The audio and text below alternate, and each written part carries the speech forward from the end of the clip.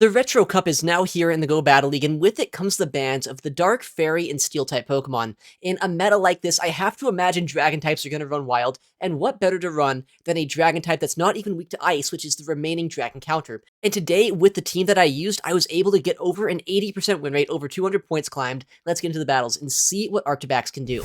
Let's get right on into it. First game of the day, we have our Arctax as our Say-Swap Jumpluff as our lead up against a Shadow Kanto Marowak. A very good lead matchup here. Let's see what our opponent is going to do. An instant swap out into a Furret. It's a smart play to swap out of that matchup. Marowak wants nothing to do with our Grass and Flying type Pokemon. I'm going to chip and dip by going for an Aerial Ace and then coming in with my own Furret.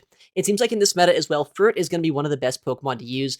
Obviously, there are still fighting type Pokemon, I guess, but because there's no more dark or steel type Pokemon that generally were able to wall the energy from Furret, this Pokemon is a lot more safe and just a lot more flexible in a lot of matchups. In comes my Swift against their Furret. It's able to not quite knock them out, but thanks to the Aerial Ace chip, I'm able to now Sucker Punch them all the way down before I will be Fast Move down, which means I can come out of this matchup with a full Charge Move or almost a full Charge Move loaded against that Marowak.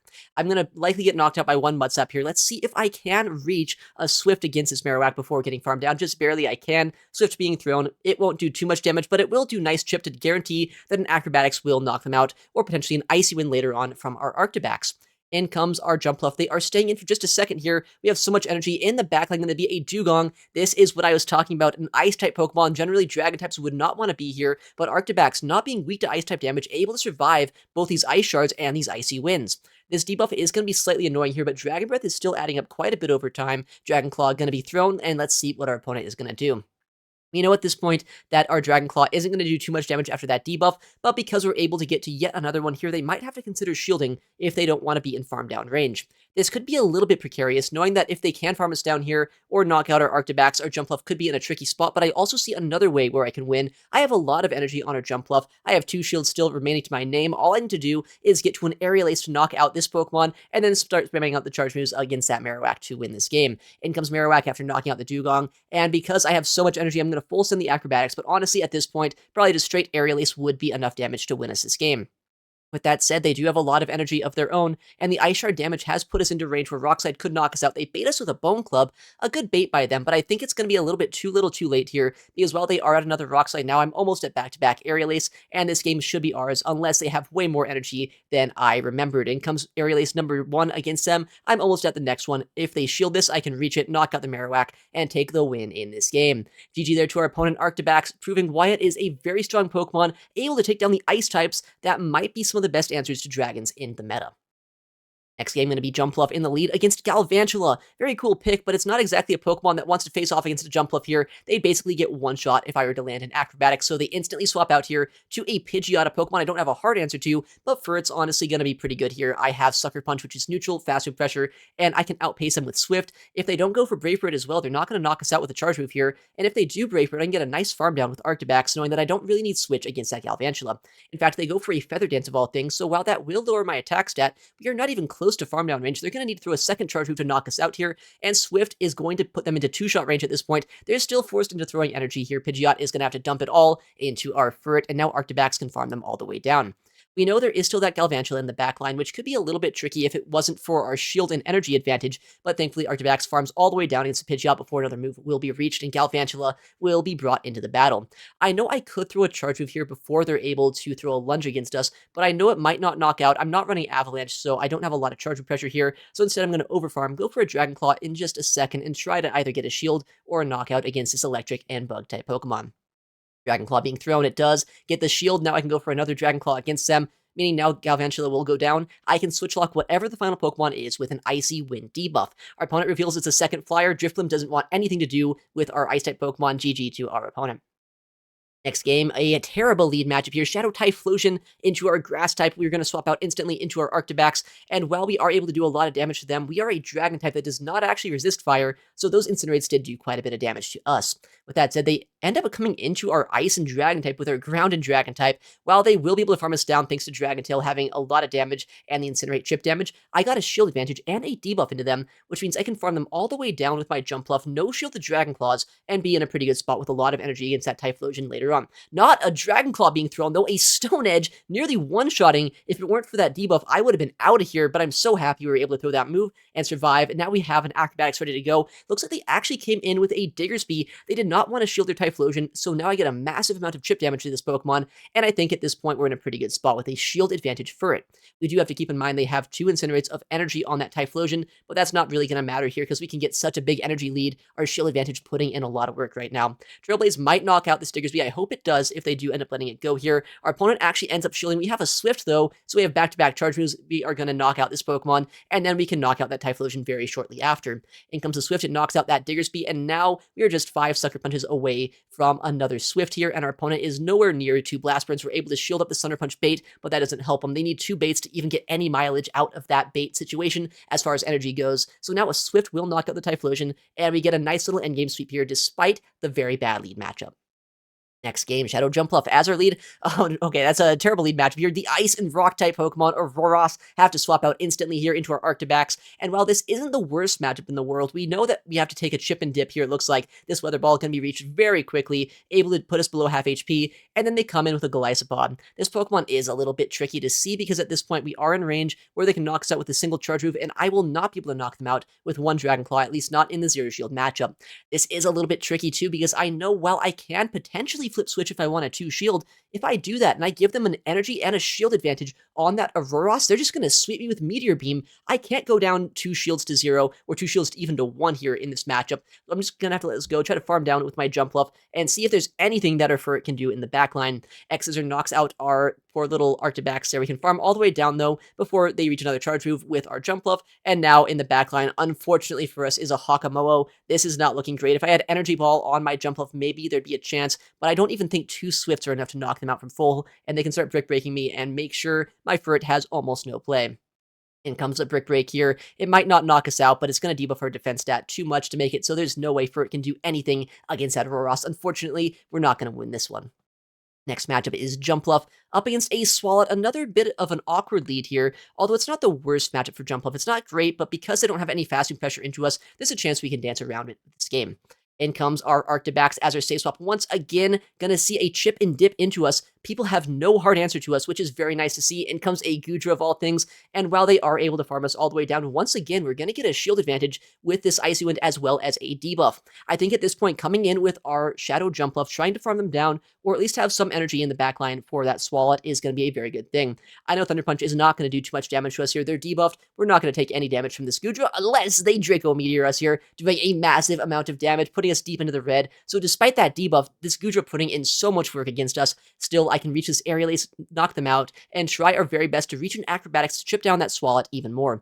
In comes Swalot. They wasted all of their energy against our Arctax, so at this point, I am able to outpace to the Acrobatics, and let's see if they want to shield. No, at this point, they have decided they've already used 1 shield. They don't want a double shield before I use a single one, and since they're trying to do another chip and dip against our Furret, I might as well shield this move.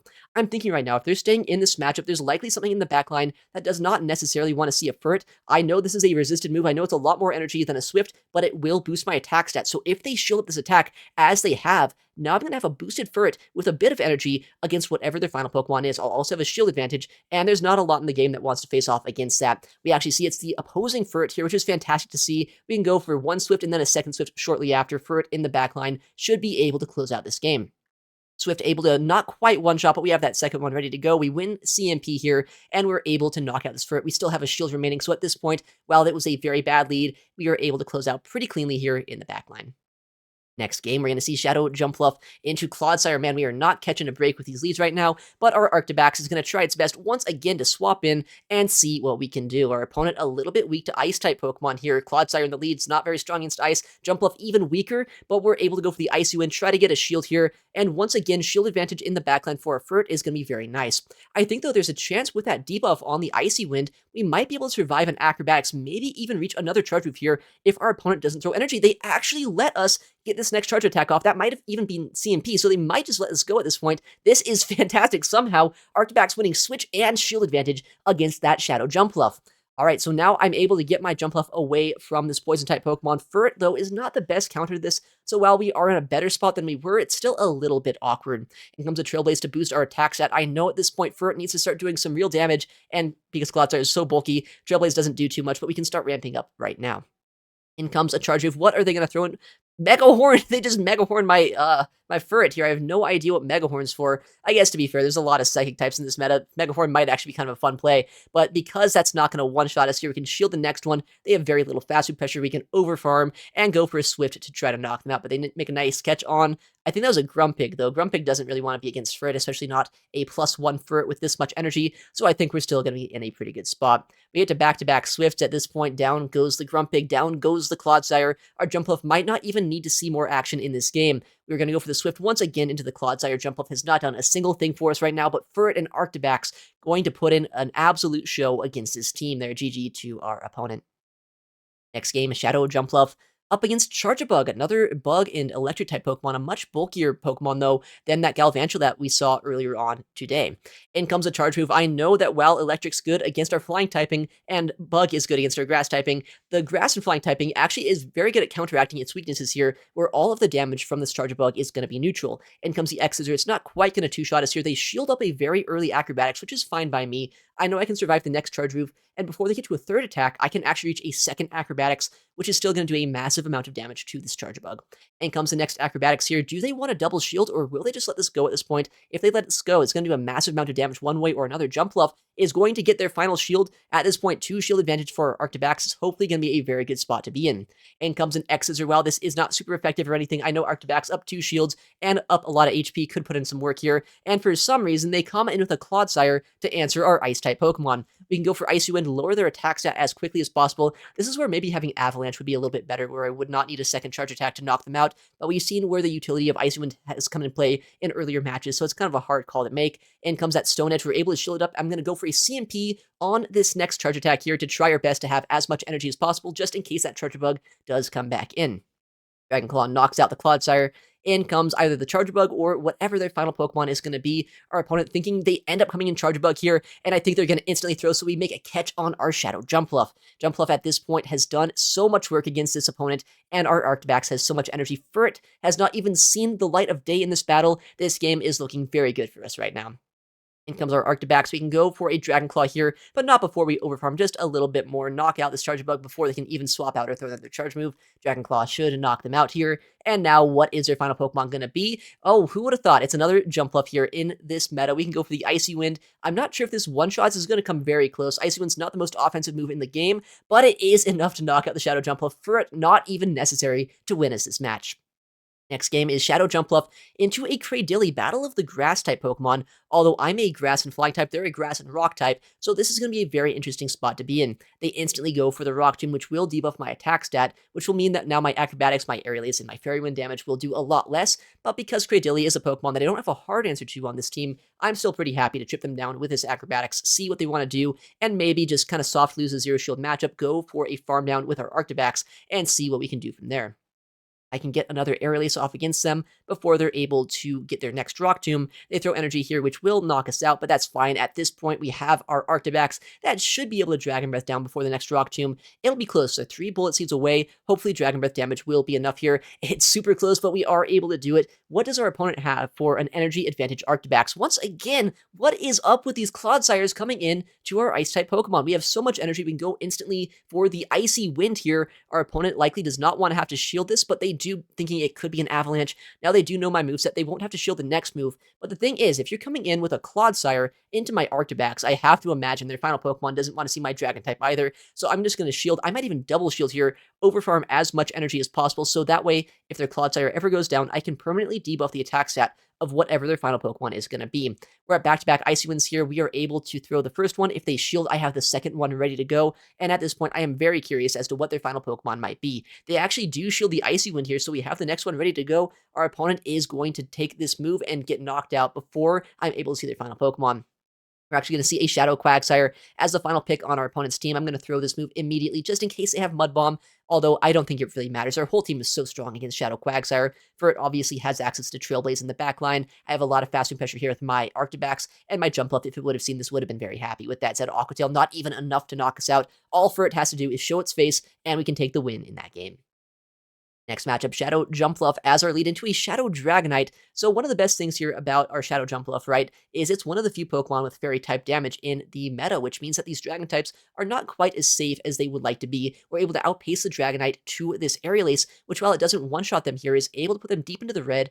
And while I will survive this Dragon Claw, it'll do a lot of damage, but I should be able to Fairy Wind all the way down after the fact to have either an Acrobatics or maybe an Aerial Ace if I want to start spamming out charge moves against whatever they come in with. Once again, a Clodsire. I don't know why there's so many Clodsires in this meta. It feels like it's honestly not that great of a meta for it with all the Psychic-type Pokemon. But I mean, at this point, I'm pretty happy to see it. We go for the Acrobatics. Okay, what is this? A Poliwrath in the backline? That might be a little bit dicey for us, actually. We go instantly for the Icy Wind, trying to lower the attack stat of this Fighting-type Pokemon.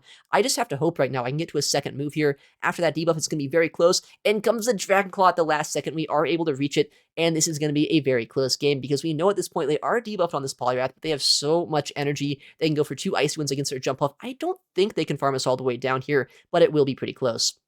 In comes an Icy Wind number 1, it will lower my attack stat, and the second one going to be thrown right after. This is going to be such a tricky spot to be in. Our Furret wants nothing to do with fighting type damage, and it's not even that good into that Clodsire either. With that said, though, they're chipped down pretty good on this Clodsire already, right? I landed 1 Acrobatics against them. I'm going to get a second Acrobatics into them right now, which will put them into range where just a Swift plus a Sucker Punch damage could potentially knock them out.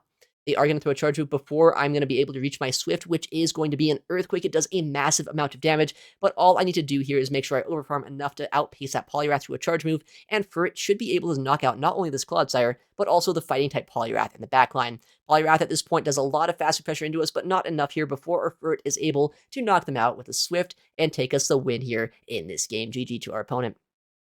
Next matchup, we're going to see Shadow Jumpluff once again as our lead matchup. What is this? A Shadow Mamoswine? I'm hoping it's on Mud Slap right now. No, it's Powder Snow. That's not what you want to see. I say swap here with my Arctax, and we are met by a Shadow Machoke of all things. So, not exactly the best Pokemon to see here, but I do have a game plan. I want to get 1 shield from them, as well as I want to potentially debuff their attack stat. I know this Pokemon only has mono fighting type damage, so I want them to shield this move up so I can farm all the way down with Jumpluff, but they opt to no shield that move, which is kind of concerning, especially because a Shadow Golem comes in. Hold on. Jumpluff has nowhere to go. We don't have a good Mamoswine answer. They have a shield advantage. This is game over. There's nothing we can do here. I guess that's what it takes to take down this team. All right, next game. Hopefully no more Shadow Golems, no more Shadow Mamoswines. Instead, it's going to be a Grumpig on the lead matchup here. Psywave is going to add up quite a bit against us, but because Acrobatics is a very efficient move, and Shadow Ball is going to be non-stab from our opponent, it's actually a pretty decent matchup here for Shadow Jumpluff. In comes our first charge move. We see an instant no shield. I try to catch a Shadow Ball, but our opponent has the same idea of wanting to swap out instantly here into their own Furret, so we are going to play out the mirror match here in the backline. They have a lot of energy left over on the Grumpig. I have a lot of energy on my... Well, actually, I don't have that much energy, I guess, on my Jumpluff. I got my Acrobatics off against them, but still, we have a little bit of energy there, and we've done a massive amount of damage already in this game. They actually go for Trailblaze, which is kind of an interesting play. Trailblaze is not going to be able to knock us out with the fast food pressure, at least not quite yet. Before we can get to the Swift, knock out the Furret, they don't invest a shield here, and we see the final Pokemon is going to be a bit of a tricky Pokemon to deal with. It's going to be that Auroros once again. I feel like there are ways to win this game. I'd love to see a shield here, but our opponent, knowing that's not a Trailblaze, they end up no-shielding the attack, and now Arctax is going to try its very best to Dragon Breath this Pokemon all the way down. That said, Meteor Beam could one-shot us here. They might bait us with a Weather Ball, which is exactly what ends up happening. And now I try to CMP on the charge attack here with the Dragon Claw, but maybe they weren't even at the move. That might have been a bit of a bad play by me there. You have a full Powder Snow Sneak. That's not great for us. With that said, we are still going to be able to shield this move. If they try to swap into Grumpig, I'm going to swap myself into my Jumpluff to try to catch the move. I don't know if we caught the attack or not, but I, at this point, am just happy we kept our Arctax alive. Shadow Ball being thrown, so our opponent obviously was able to see what was going to come in here, and now in comes an Aerial Ace here into this Grumpig. If they shield this move up, that's fine. I'm going to be able to reach another Aerial Ace against that Auroros. They get 1 fast move of energy. Okay, they actually just let us get this move off. I think they had a Dynamic Punch stored, so they want to get the energy lead on the Auroros, which I think is fine. We have a lot of energy on Arctax. There are no shields remaining on this Auroros. As long as we can just barely reach this Dragon Claw before they knock us out, we should be able to win this game. Looks like we can outpace them. Dragon Claw should be able to finish off this Rock and Ice-type Pokemon, barely taking us the win against a very tricky backline. Next game, Shadow Dragonite once again in the lead. We've seen what Shadow Jumpluff can do here. Super effective Fairy Winds, as well as outpacing Dragonite, makes this matchup one of the best ones here in this meta. We're able to go for the Aerial Ace. They can survive. It's going to do a lot of damage, though, if they let it through, and they actually opt to instantly shield. in comes a move of theirs. I know Dragon Claw doesn't one-shot us here, but it will do a sizable amount of damage, and since they're staying in here, I at least want to shield a little bit, go for another Aerial Ace after the fact, and see what they want to do. In comes the next charge move. This will not quite knock them out, but one more Fairy Wind will do the job, and they end up bringing in a Blastoise. Not just any Blastoise, so this one is ready for a party. It's got a nice little hat on here. It's able to now go for a Hydro Cannon, and it looks like that's not going to knock us out, though.